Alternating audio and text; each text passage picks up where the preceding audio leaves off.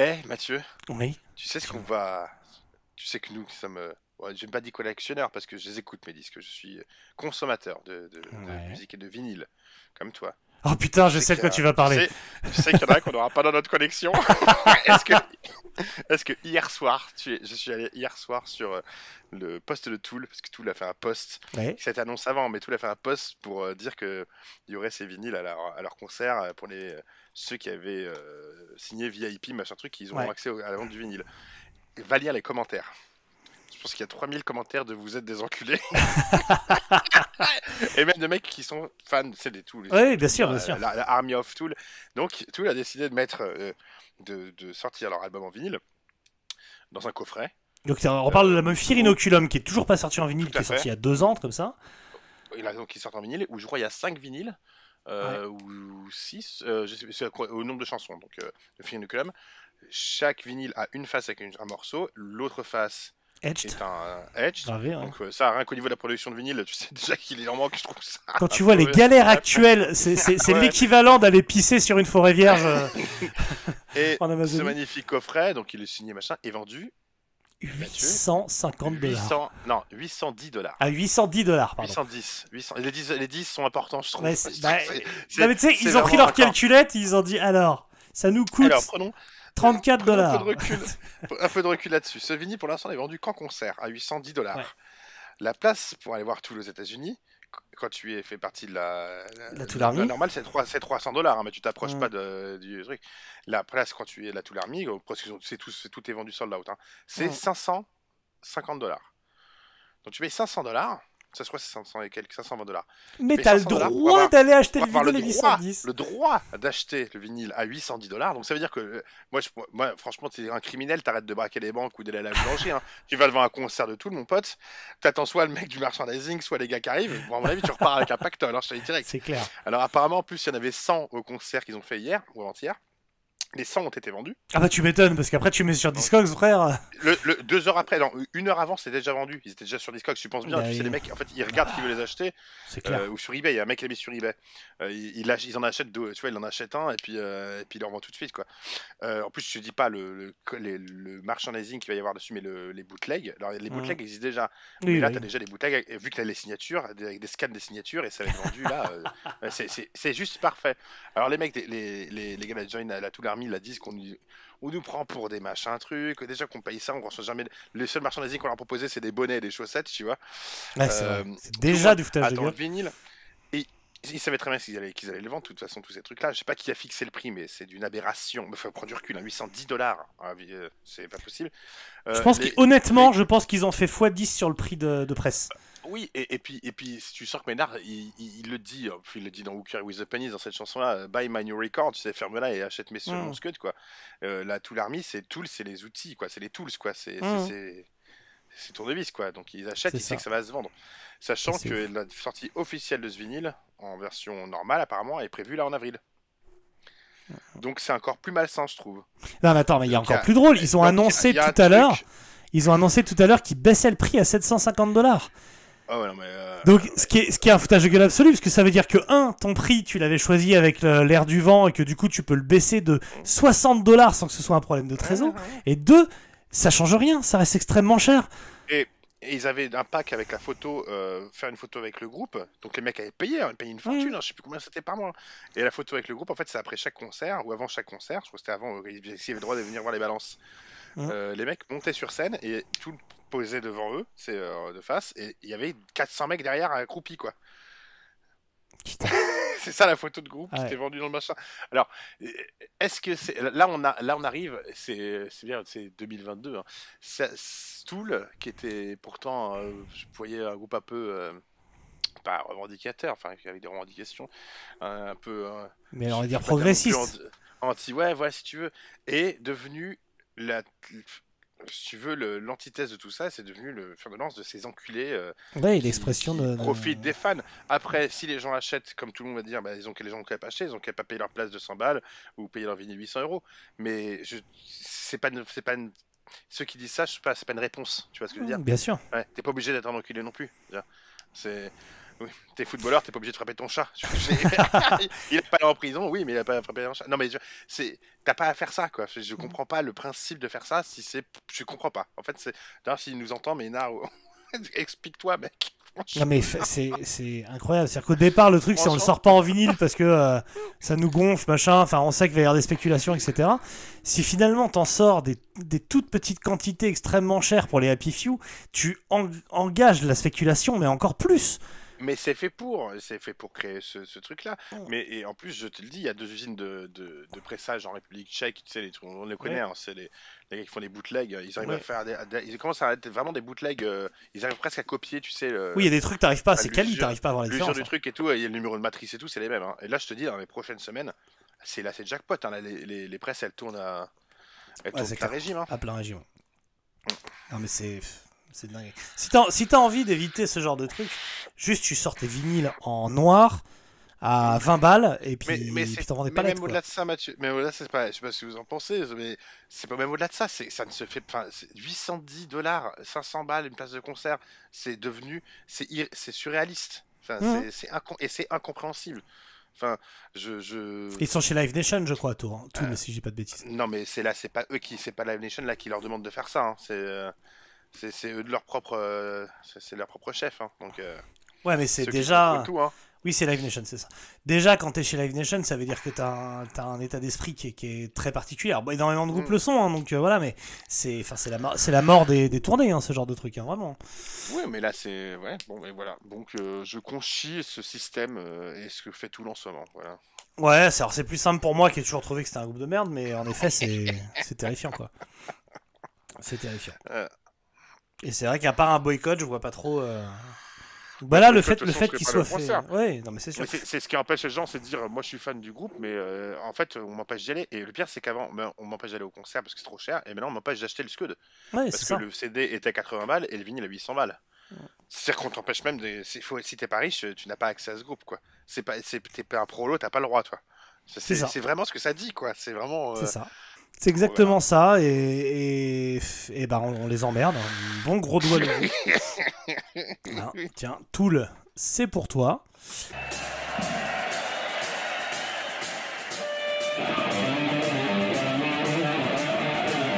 Mais qu'est-ce que c'est que cette matière? C'est de la merde. J'ai pas tout pigé non plus, hein. Ah non? Ah non. Bon, ça, c'est vrai, j'essaye de venir ici pour essayer d'y voir clair, de faire une sorte de point de temps en temps. Et ça marche? Pas forcément. Comment ça va, mon petit Sam? Bah écoute, ça roule, ça mousse, ça flunch même, comme on dit. Ça flunch. On dit ça. On dit ça où? Alors Flunch, qui, je le rappelle, sponsorise cette émission. Sachez qu'à Flunch... Sachez qu'à Flunch... Je suis pour le retour du gros flunch. Ah ouais. Flunchy et puis de gros flunch, quoi. Et gros quick, bien sûr. Ouais, gros quick. Flunchy, ouais, c'était dans les... Ouais. Et puis il y avait, tu sais, à l'époque, à McDonald's, il y avait le voleur de hamburger. Violet, là. Ouais, c'était lui un peu la mascotte. Il y avait Ronald. C'était il y avait les prémices de Shipper arrête de shipper, quoi. Exactement. Dora lui a tout pris. Dans l'ordre, Sam, il y a la roue des pays.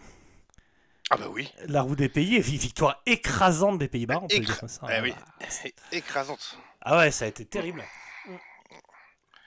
J'ai plus les chiffres en tête, frère compter, mais on est un truc comme 300 à 4. Non, il y avait du Mexique, hein, aussi. Il y avait du Mexique, c'est bien battu. Mais comme d'hab, ils perdent. Hein. C'est un peu toute l'histoire du Mexique. C'est ça. Enfin, c'est Rio Bravo, tout ça. Tu sais, il y a de l'énergie, il y a du panache, mais à la fin, tu sors la Gatling. Ouais, c'est ça, il n'y a plus personne.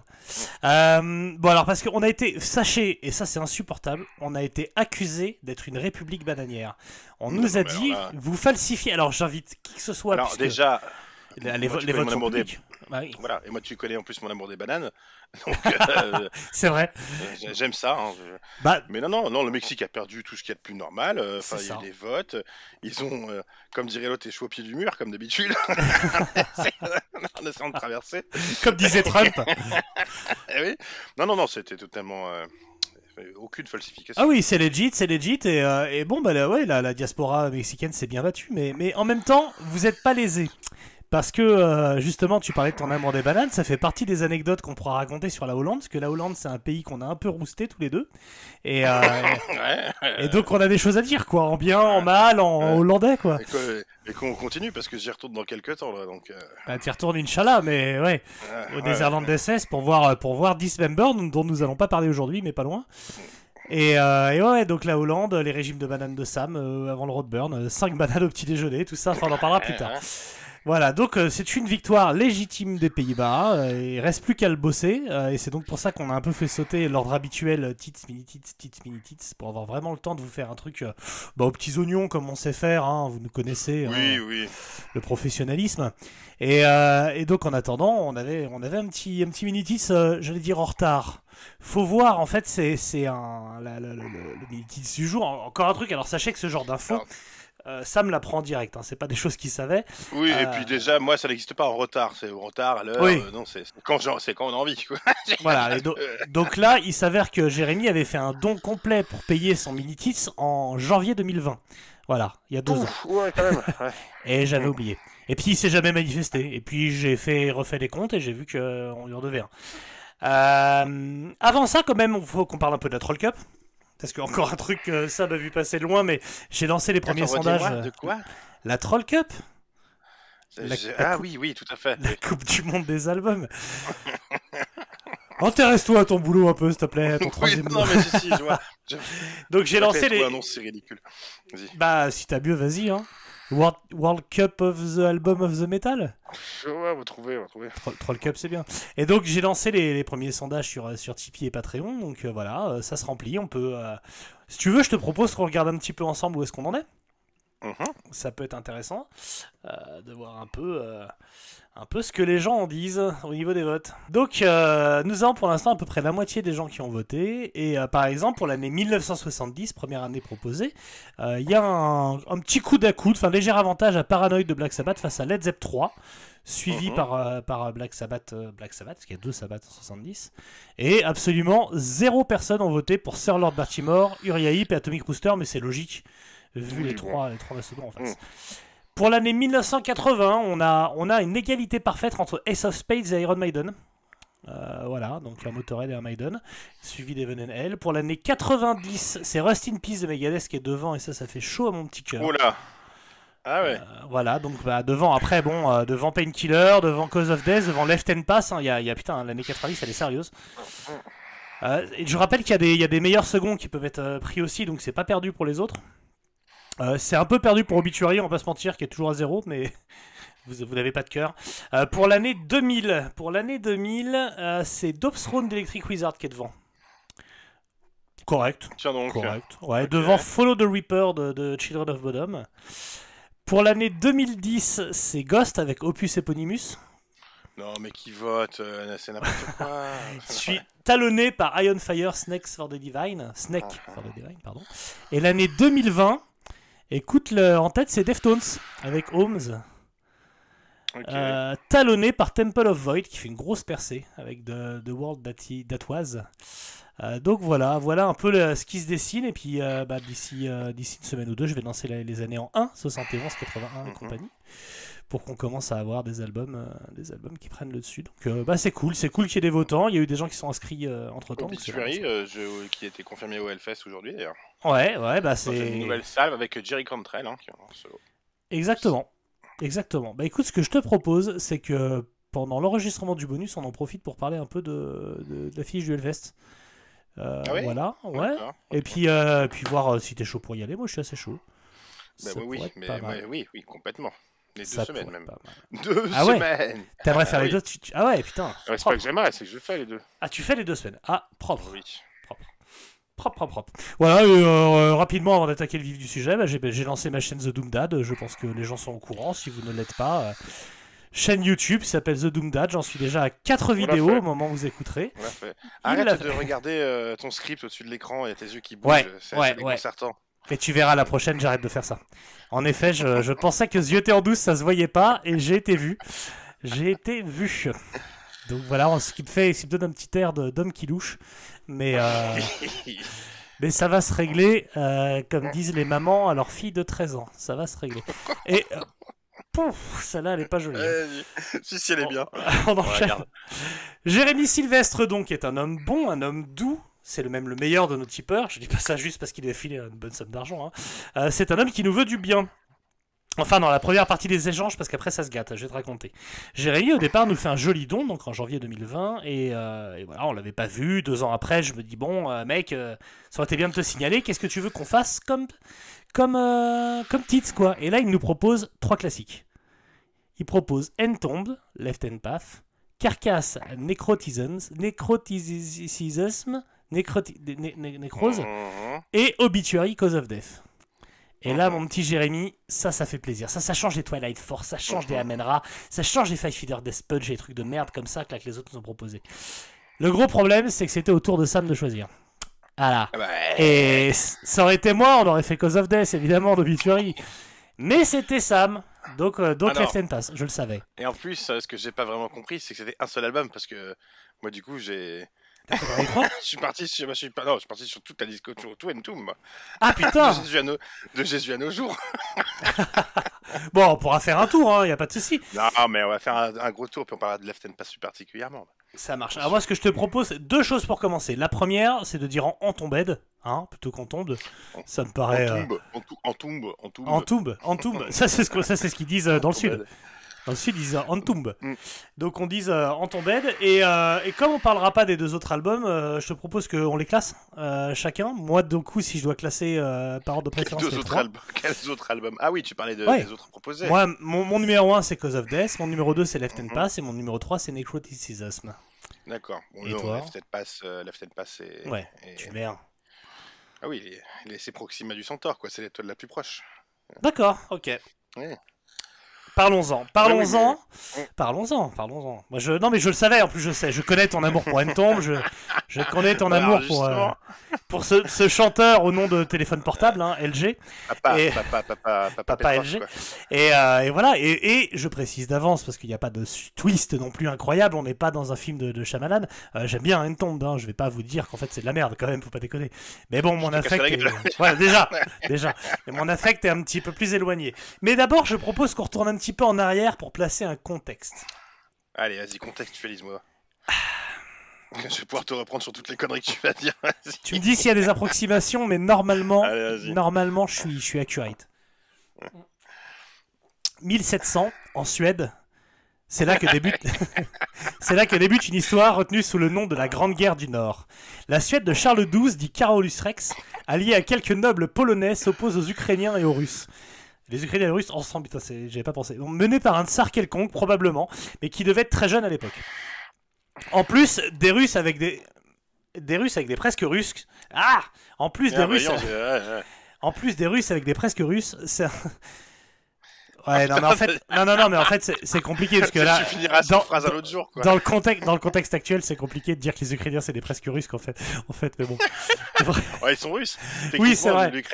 Techniquement, l'Ukraine a appartenu plus longtemps à la Russie que la Bretagne a appartenu à la France. C'est ça. Alors, petite précision, j'ai écrit ça avant quelconque affaire géopolitique, et ce n'est pas une question de prendre parti, c'est juste que c'était rigolo comme ça.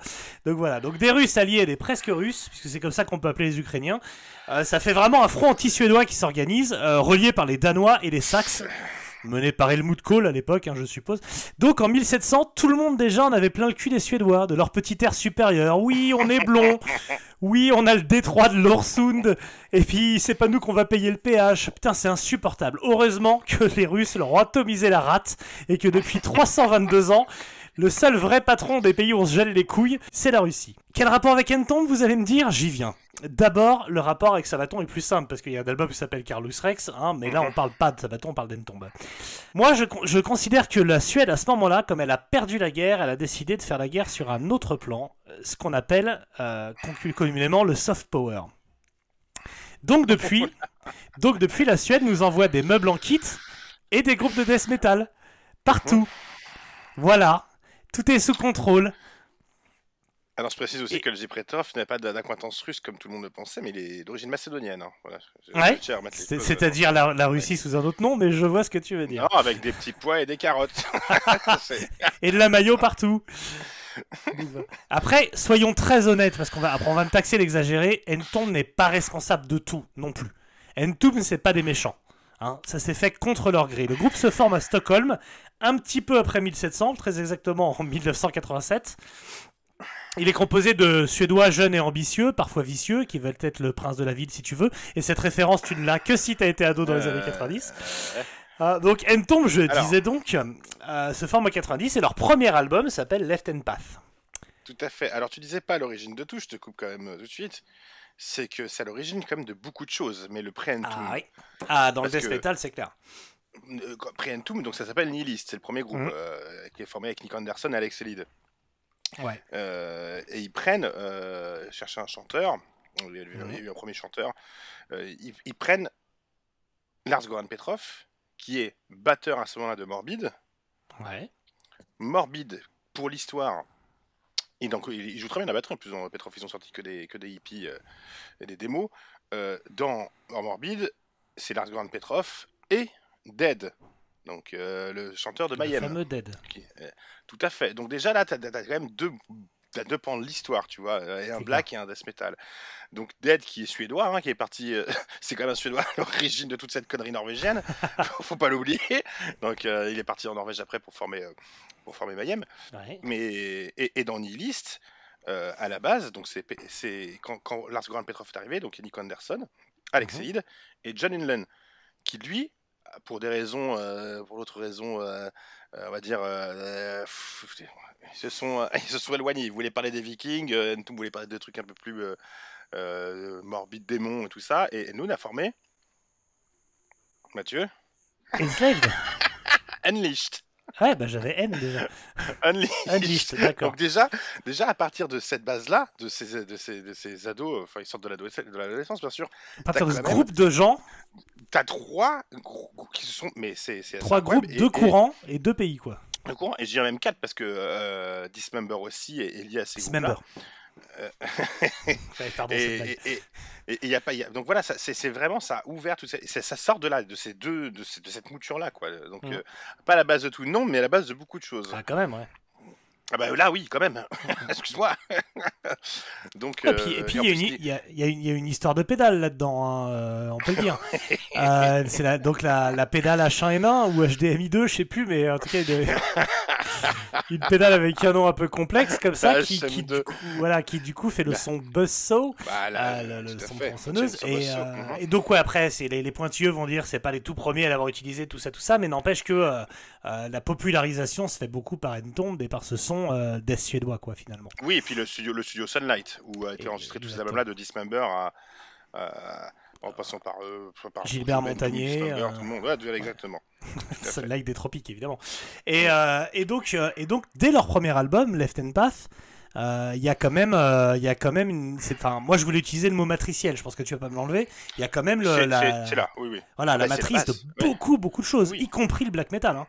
Dans beaucoup de riffs, etc. Et le death metal, en tout cas suédois, et pas seulement, parce qu'on n'est pas en train de dire c'est les premiers groupes de death metal ou quoi que ce soit, mais en tout cas, va y avoir beaucoup de choses qu'on va retrouver transformées et s'aimer dans l'ensemble des groupes de death. Déjà, on va dire, même si on va dire que c'est pas qu'on utilisait le Rune la bosse HM2 Heavy Metal, mais c'est là où elle a été utilisée pour moi le mieux avec l'album de Dismember qui vient ensuite. Ouais, puis tartiné, il y en a partout quoi. De ce B-tuning quoi, dans la tonalité de guitare, et faut pas oublier que c'était, enfin, à l'époque où ça se prenait, comme je te dis, Dead était parti dans Mayhem, tous les autres groupes partaient dans un truc très sérieux, très morbide, très la mort quoi. Je trouve qu'il y avait quand même si c'est pas tout flagrant tout de suite sur Left Hand Path, mais il y a un côté plus, je vais pas dire comique ou absurde, mais il y avait quand même un côté série B, parce que c'est parti là au départ. Ça. C'est que Lars-Goran et Nick Anderson qui a fait Death Breath, qui a vraiment dans Death Breath, enfin bon, des trucs là, c'était vraiment fait de façon un peu, tu vois, c'est des ados qui kiffaient les séries B quoi. Le côté gore du truc, sans aller dans le côté on va vraiment démembrer les gens quoi. Donc oui, puis avec une envie de groove qu'on retrouvera par la suite, puisque le groupe s'en fera une spécialité. Et spoiler alert, cette partie de la carrière m'intéresse beaucoup plus d'ailleurs. Mais c'est quelque chose c'est surtout, que la plupart des groupes de death metal ont plutôt mis de côté pour aller sur des batteries hyper triguées, hyper bourrines, hyper mitraillettes. Non, ils ont fait le sens inverse. Ils sont voilà. retournés au rock'n'roll. Et puis ça a créé surtout l'un des plus grands groupes de rock'n'roll de tous les temps, Zilla Copters. Yannick Anderson. Yannick Anderson. Partage pas ton avis, mais je sais que bah, vous êtes plus si. à le partager que le contraire, donc je me plie à la majorité. Non, mais moi, c'est pas le truc qui m'intéresse, mais oui, c'est clairement du high energy. En tout cas, le high energy rock'n'roll suédois, ça vient de là aussi. Ça vient du donc ce Left and Pass, quand il sort en 90, en plus, il faut voir les photos de promo de l'époque de Irech. C'était sorti avec Combat aussi, l'autre label. Mais sur la photo Irech, c'est des gamins. Enfin, tu regardes les photos, c'est des ados, quoi. Alex Lid et Lars Goran, mais c'est des minots, quoi. Et arriver à faire un truc de cette trempe-là, c'est quand même. Tu sentais les super zikos, quoi. Et je pense qu'en effet, c'est une pierre, c'est la méga pierre d'édifice, quoi. Ça a influencé tout le monde, de la pochette au style, à la façon de jouer. Left and Pass, c'est un monument. Voilà, on peut commencer par là. ouais, je te l'enlève pas. Et donc, dès leur premier album, gros coup, donc ils sont chez Irech, dont on reparlera parce que c'est un label assez particulier, parce que c'est probablement un des labels les plus importants des années 90, concrètement, notamment dans la musique extrême, et en même temps, ils ont été le fossoyeur de pas mal de choses, et Entombed en a fait les frais aussi. Voilà, les gros enculés, ils ont mis très longtemps à pouvoir se débarrasser de Irech. C'est ça. C'est une maladie vénérienne. Ils ont sorti donc 3 albums chez Irech, jusqu'à Wolverine Blues, et c'est assez rigolo les raisons pour lesquelles ils ont cassé le contrat, donc on en reparlera. Voilà, donc cet album, ce qui est assez ouf quand on disait qu'il est matriciel de plein de trucs, c'est que sur le premier morceau, donc qui s'appelle Left and Pass aussi, t'as un riff au bout de, je sais pas, à peu près 1 minute. C'est le riff Ball Thrower absolu. C'est le. Non, c'est un riff. Oui, bah du coup, c'est un riff Entomb, mais du coup, c'est le riff qui va avec lequel Ball Thrower va faire 5 albums, quoi. Et si tu regardes, en fait, si t'écoutes à fur et à mesure, t'as plein de petits plans comme ça où tu peux te dire, ah putain, ce riff de fou, en fait, il sonne terriblement comme tel groupe qui arrive derrière, qui arrive quelques années après. Donc c'est en ça que je le dis qu'il est matriciel. Après, il a quand même tu sais quand même que c'est le thème d'un film d'horreur, hein. Ah non, je savais pas. C'est le thème de film fantasme qui est sorti en 79. Ah, mais oui, évidemment, j'ai vu passer ça. D'accord. Ils l'ont modifié, mais c'est le thème du film. D'accord. Bon, en tout cas, c'est le riff Ball Thrower de base, quoi. Aussi. Et voilà, moi, donc le défaut de la qualité de cet album, c'est que moi, je vais lui trouver un petit côté foutraque, quand même. Alors, je vais pas lui trouver une grande unité, tu vois. Ah ben, c'est-à-dire que t'as des morceaux, t'as commencé par un morceau de 6 minutes 40, t'as des morceaux de 4 minutes la plupart du temps, t'as des morceaux de 2 minutes, de 5, de 3. C'était. Oui, c'est sûr que il est pas d'une ultra homogène, mais je trouve que, pour un premier album fait par les jeunes, je trouve qu'il y a un peu tout dedans. Il y a autant de rage que de trucs techniques, que de. Oui, non, c'est clair. Il y a des trucs assez black metal avec des plans, ouais, moi je trouve un peu BM, un peu, tu vois, genre ultra rapide avec la guitare. Ouais, mais c'est pas du blast non plus, donc c'est pas. Non, pas forcément. Il y a quand même, je te dis, une recherche de groove, même si je suis pas fan. Enfin, je suis pas fan à l'aune de ce qu'ils ont fait par la suite. Je suis pas fan de la batterie sur cet album. Mais c'est loin d'être dégueulasse. C'est juste que ma sensibilité, elle me pousse vers Wolverine Blues ou Shoot Straight and Speak the Truth. Et surtout l'EP Black Juju, qui est le premier truc, je crois, que j'ai écouté d'Entombed et qui reste mon favori aujourd'hui, avec une super reprise d'Alice Cooper. Alors. Ouais, clandestine, hein, bien sûr. Hein. On est sûr. Hop là. Bon, ça, pour moi, c'est l'un des plus grands albums de tous les temps. On dira ce qu'on veut. Hein. Alors, il y en a qui disent, oui, Entombed, non, c'est Left and Pass jusqu'à clandestine, et puis après, salut. Ben non. Pour moi, ça, c'est voilà. Ça, c'est le pinacle du Death and Roll. Donc, c'est lequel? C'est Shoot Straight? Ah, oui, tout à fait. Let's Man. Je vois pas bien. Bon, après, voilà, on est sur du. Bon, et moi, j'aime tout. Hein. Moi, même c'est une différence. Voilà. Bon, ça, c'est les éditions que Alex Elid m'avait envoyées, avec ses petites notes à l'intérieur. Et non, mais j'aime tout Entombed. Et si on prend que ces 2 albums, mais on va dire les 2 premiers vraiment de Death qu'a fait Entombed, donc sont Left and Pass et après Clandestine. Sachant que sur Clandestine, c'est pas Lars qui chante, hein, c'est Nick Anderson. C'est Nick Anderson qui fait tout, qui est tout composé, qui chante dessus. C'est 2 trucs assez. Pour moi, les 2 se complètent, mais sont assez différents. Mais la vraie rage, le vrai truc brut, la vraie base, c'est Left and Path. Tu l'as avec Supposed to Rot, et tu l'as avec Nora. Ouais. Supposed to Rot, c'est un super morceau, clairement. C'est voilà. C'est- Toi, pour toi, c'est le meilleur Entombed? Non, parce que pour moi, comme je te dis, pour moi, Entombed, c'est pas. C'est Oui, le meilleur sur les premiers jours. je te demande de choisir entre tes enfants, quoi. Si tu me demandes le pur album de Death, je te dirais oui, c'est Entombed, Left and Pass et avec l'album Dismember. Mais si tu me demandes, pour moi, mon préféré de Entombed, ça reste To Watch, Choose Fight and Speak the Truth, qui est un album de Death and Roll, qui est très différent de ce qu'ils ont fait au début. Et qui est Mais bon, mortel. j'ai un amour inconsidéré pour cet album-là. Mais si on est là pour parler de Let 'em Pass, qui est vraiment du death pur. Voilà. Tout est devenu tellement culte que même donc, la police d'écriture de Entombed, et cette pochette a été reprise 1 million de fois, même récemment par les groupes de Doom. C'était la police de caractère d'Entombed aussi. Oui, complètement. Cet album a eu un impact sur la scène. Parce que ça contrebalance avec tout le death qui était sorti au même moment, qui est du death américain, donc qui vient de Floride, et qui est des gros sons, tu sais, qui est plus ta sensibilité en vrai. Assez audible, oui, qui est groove, qui est plus lent, qui est plus poisseux, et tout. Et là, on est sur un espèce de truc ultra rapide, un death très caverneux, avec cette guitare et basso à la main droite, là, qui est absolument incroyable. Et donc, c'est ces deux choses, c'est deux mondes très différents. Et bon, moi, je t'avoue que la première fois que j'ai écouté Let 'em Pass, j'ai trouvé ultra sec. Oui, il l'est par rapport au gras floridien, on va dire. La production l'est. Ouais.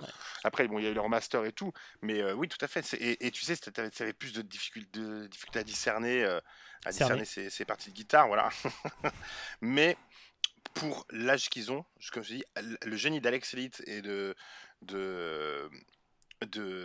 Nick Anderson à la batterie, je trouve ça dinguissime. Et de Uffe Sunderland qui lui ira dans 10 Sphere après. Hein. En fait, t'as vraiment. Putain, quel connard. Quel enfer. Et pour moi, tout est réuni, quoi. Donc, que ce soit la pochette de Dan Seagrave, le son, la musso, le studio, les acteurs sur cet album-là, comme tu dis, c'est matriciel. Oui, le mot est très bien choisi. Voilà. C'est ça. En effet, tu vas retrouver du Entombed, tu vas retrouver de la pochette d'Entombed, de la police d'écriture, dans des tonnes de trucs. Dans des tonnes. Et tu parlais du Doom, évidemment. Dans le Doom Death, il y a complètement ça, quoi. Cette production de Thomas Korsberg, elle a été, mais tout le monde après voulait avoir ce son-là. Tous les groupes voulaient avoir le son d'Entombed. Et c'est justement intéressant de voir que voilà, c'est un peu ça, l'effet comme à Beatles. l'époque. C'est l'effet Beatles. Oui, et plus tard, ce que j'appelais quand tu écoutes du blues, c'est l'effet Stevie Ray Vaughan. Stevie Ray Vaughan, excuse-moi. C'est quand il est sorti, tout le monde voulait sauter comme Vaughan. Et après, on s'est tapé des clones de Stevie Ray pendant des années. Il a tué le blues, quoi. Et j'ai envie de te dire que cet album-là, pareil, il a pas tué le death, mais il en a fait des espèces de clones pendant des générations, quoi. Il y en a encore qui essaient de sonner comme Entombed.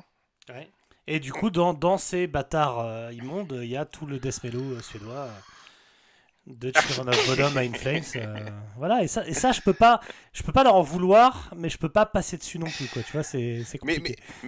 Mais oui, mais tout est lié, parce que même Michael Amott est lié à ces trucs-là, tu vois. Sûr. Donc en lisant Michael Amott, tu lis Arch Enemy, parce qu'Arch Enemy était aussi, il y en a un qui est parti jouer dedans après. Tu lis tout, mais tu lis Carcass. En fait, c'est beaucoup plus, c'est gigantesque à partir de cette petite base, quoi. C'est ça. Et question sur la pochette, pourquoi il y a un tuyau d'arrosage du coup au milieu de. Non, c'est de la lave, c'est quoi? Ça c'est un blob. C'est un blob. C'est du slime. C'est du slime de quand on était gamin. J'ai toujours cru que c'était Enfin, toujours cru ça. Toujours fait marrer d'imaginer que c'était un tuyau d'arrosage. C'était comme si j'étais parent où tout est bien joli, bien rangé, mais t'as un putain de tuyau jaune au milieu du jardin. Donc voilà, alors le Left and Pass, est-ce qu'on dit vite fait ce que c'est? Je pense que les gens le savent, puisque tous nos auditeurs sont sataniques. La Bible satanique d'Anton Lavey. Voilà, la voix de la main gauche, du coup. La main gauche et la main droite. Ouais, et de la main droite, bien sûr. La voix de la main gauche, alors c'est pas des pratiques masturbatoires, hein, il y en a pas mal qui ont essayé, ça n'a rien à voir, mais du coup, c'est Satan la bite, on y retrouve. On retombe sur nos pattes. Voilà, et donc le groupe, donc Clandestine, tu l'as dit, c'est plus Petrovka qui est au chant, c'est Niqueux. C'est Niqueux, donc qui nous fait une fille. Qui nous fait une fille Collins. Plus ou moins viré, oui, tout à fait. Et c'était embrouillé, puis il est revenu après. Mais c'était un homme pas facile à suivre, LG Petrov. On va dire. Oui, et puis il y avait un truc, il voulait pas que ça tourne trop au sérieux aussi. Enfin, si ça tourne au sérieux, mais il voulait garder ce côté comique, tu sais, comme Frank Zappa le disait. Est-ce que la comédie a encore sa place dans la musique, quoi? Est-ce que l'humour a sa place dans la musique? Et Lars Goran l'a bien prouvé par la suite que oui. Tu vois, il a quand même réussi dans un clip de Entombed à courir à poil en montrant son cul sur une plage et en jouant au foot, quoi. Un vrai clip, quoi. Ouais, Comme on les aime.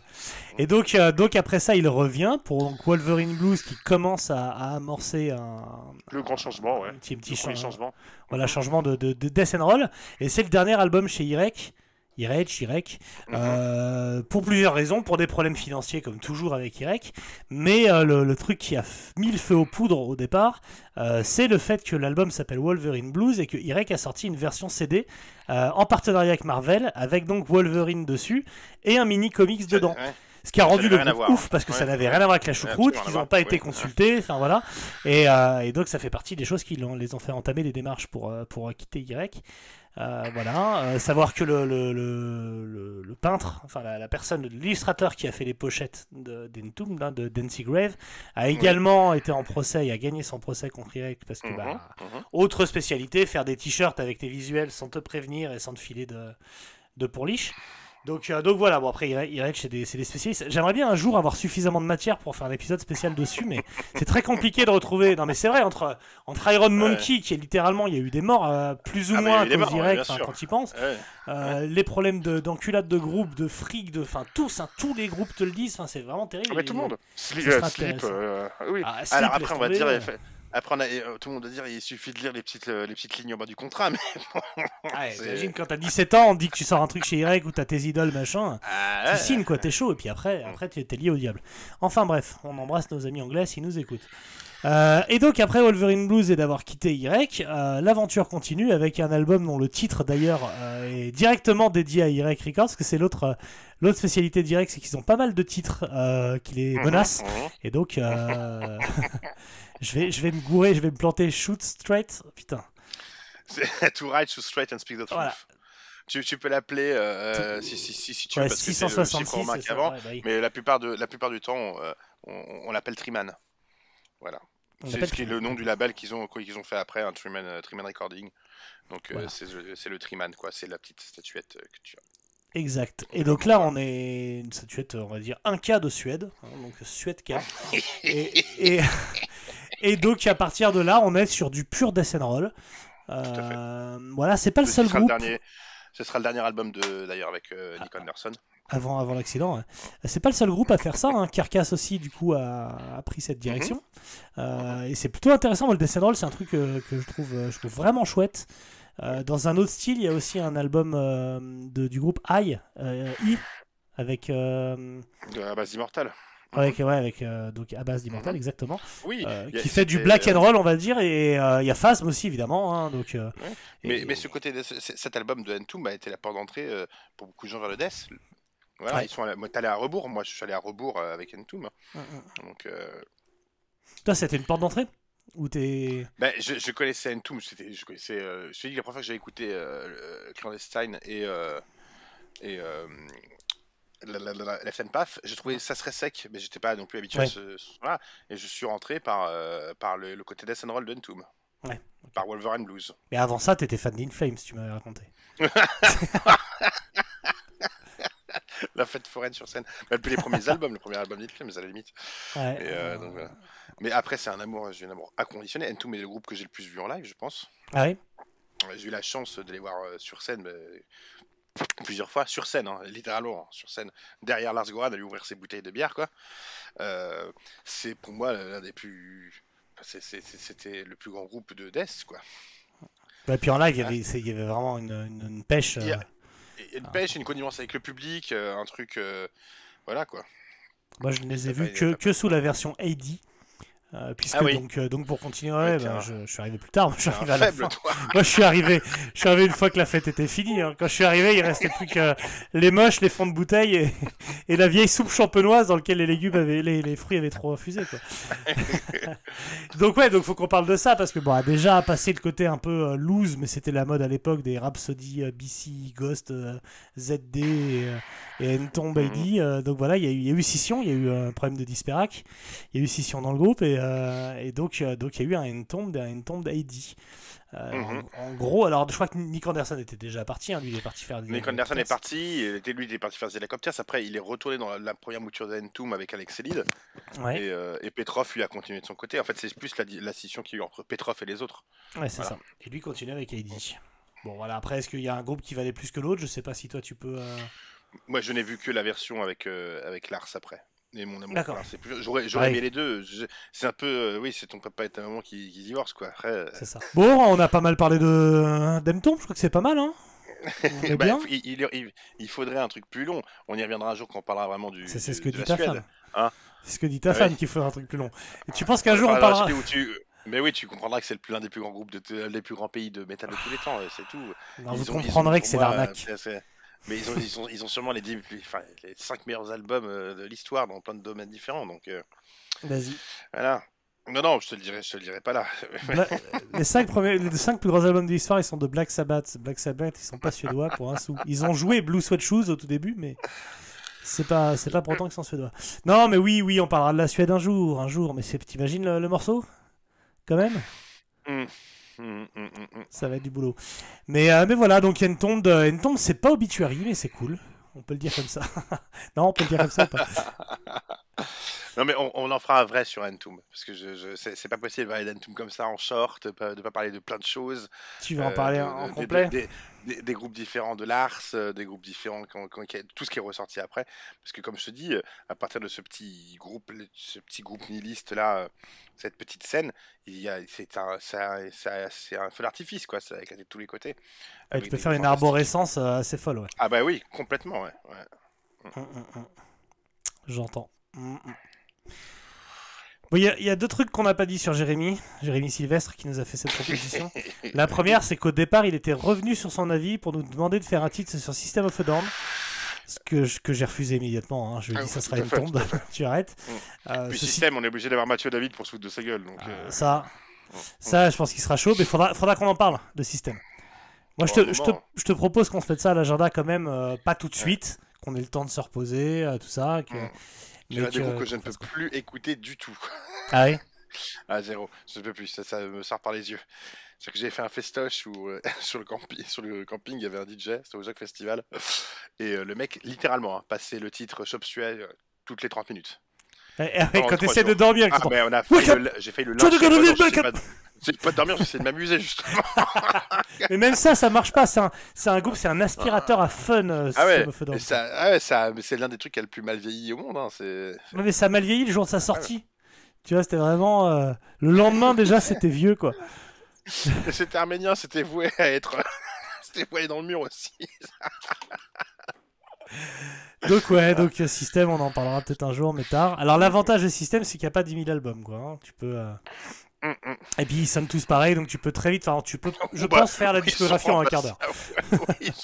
C'est interchangeable, quoi. C'est ça. Tu peux mettre les paroles d'une chanson sur une autre. Une fois que t'as fait 3 vannes autour de Karaboudjan, Aznavour et compagnie. Et... D'ailleurs, les mashups avec System sont impossibles. Hein. Tu prends un cas. C'est pas une chanson existante, c'est la même chose. Random System Song. Donc voilà, mais en effet, de toute façon, contractuellement, je le fais pas sans Mathieu David, c'est pas possible.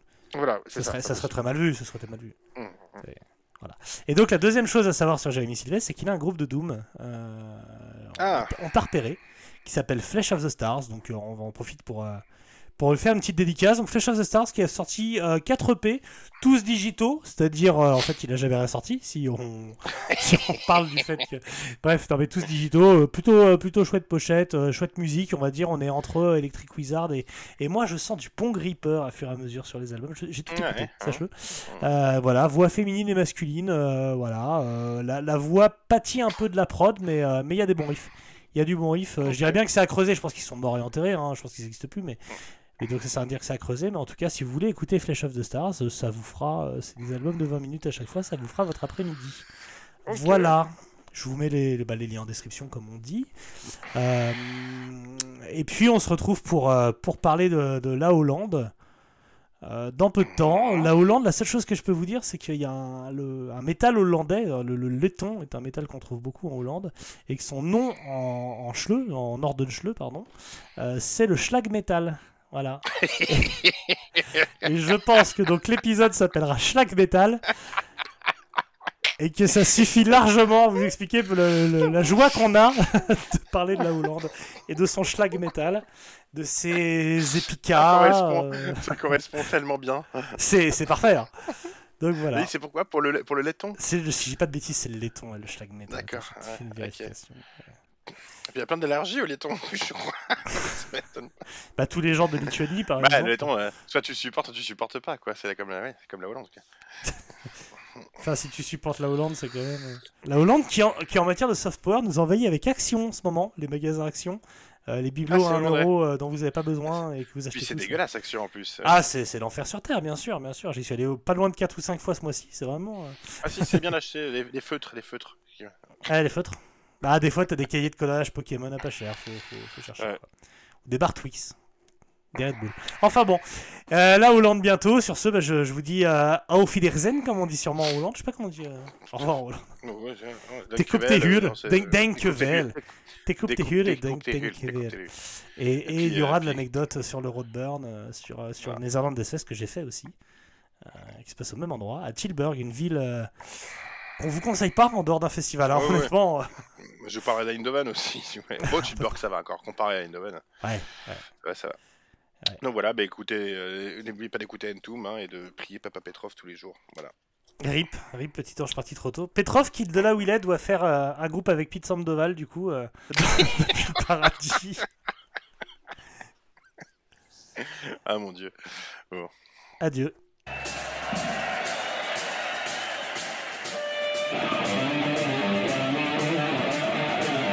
Mais qu'est-ce que c'est que cette matière?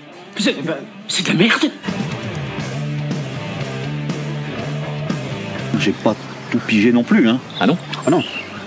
Bon, ça, c'est vrai, j'essaye de venir ici pour essayer d'y voir clair, de faire une sorte de point de temps en temps. Et ça marche? Pas forcément. Là, je l'ai écouté au moins 15 fois cet album. Hein.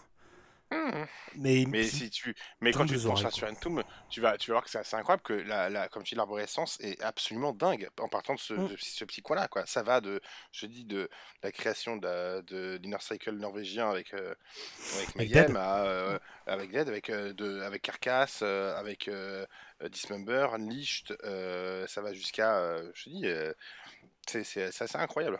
Je sais pas s'il y en a d'autres exemples d'ailleurs de trucs d'une arborescence pareille. J'y pensais justement. Tu as des trucs où on va dire comme Pantera. Pantera a donné naissance à Down. Il y avait Crowbar dans le giron. Il y avait tué. C'était une espèce de scène du même coin qui s'est élargie avec les mecs qui jouaient ensemble, quoi. Ouais. Donc, tu l'as aussi. Ouais. Tu l'as C'est vers vrai. la Nouvelle-Orléans. Mais tu l'as presque à l'inverse. C'est-à-dire que c'est via Down, mais qui arrive après, que ça agrège plein de groupes. Mais tous les groupes existaient avant. Donc c'est presque. C'est ça. Ouais. Et ils ont tous joué ensemble avant parce que le premier groupe de Kirk Windstein, c'était avec Kyle Thomas qui a fait Exhorter, qui a chanté dans Trouble. Tu as une arborescence aussi, hein, tu l'as là-dedans aussi. C'est vrai. Goat War, Donc, ça peut aller. Acid Bass, ça peut aller super loin.